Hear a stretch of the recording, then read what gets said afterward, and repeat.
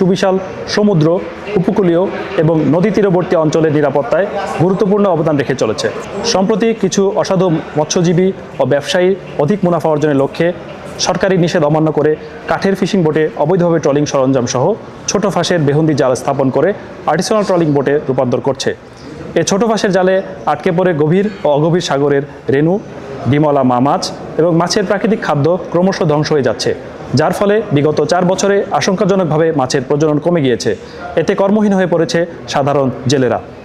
গোপন সংবাদের ভিত্তিতে জানা যায়, চট্টগ্রামের কর্ণফুলী থানাধীন চর পাথরঘাটা সংলগ্ন এলাকায় একটি ফ্যাক্টরিতে নিষিদ্ধ আর্টিসানাল ট্রলিং সরঞ্জাম ও ট্রলিং জার তৈরির কাজ চলছে।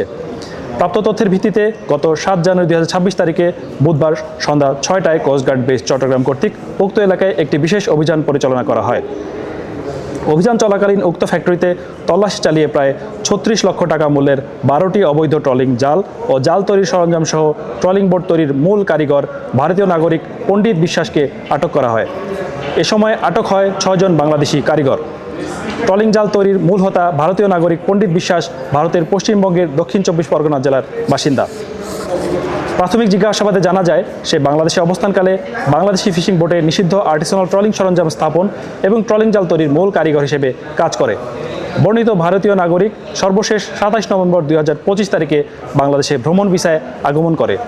এছাড়াও সে ইতিপূর্বে বহুবার সাতক্ষীরার ভোমরা স্থল বন্দর দিয়ে বাংলাদেশে প্রবেশ করে বরগুনার পাথরঘাটার মাসুম কোম্পানি, চট্টগ্রামের বাঁশখালীতে শুকুর, ইসমাইল ও জাহাঙ্গীর কোম্পানিতে ফিশিং বোটে নিষিদ্ধ ট্রলিং সরঞ্জাম স্থাপন এবং জাল তৈরির কাজে করে আসছে। ফলে সমুদ্র উপকূলীয় অঞ্চলে ট্রলিং বোট ও জালের বিচরণ অনেকাংশে বৃদ্ধি পাচ্ছে।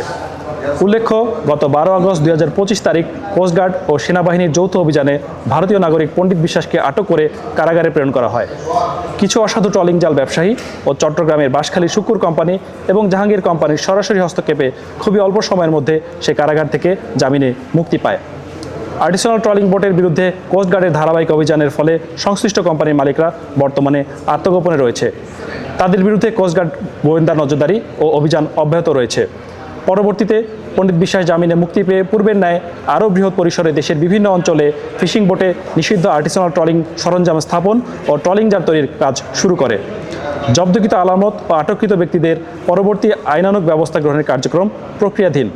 মৎস্য সম্পদ রক্ষায় বাংলাদেশ কোস্টগার্ড ভবিষ্যতেও এই ধরনের অভিযান অব্যাহত রাখবে।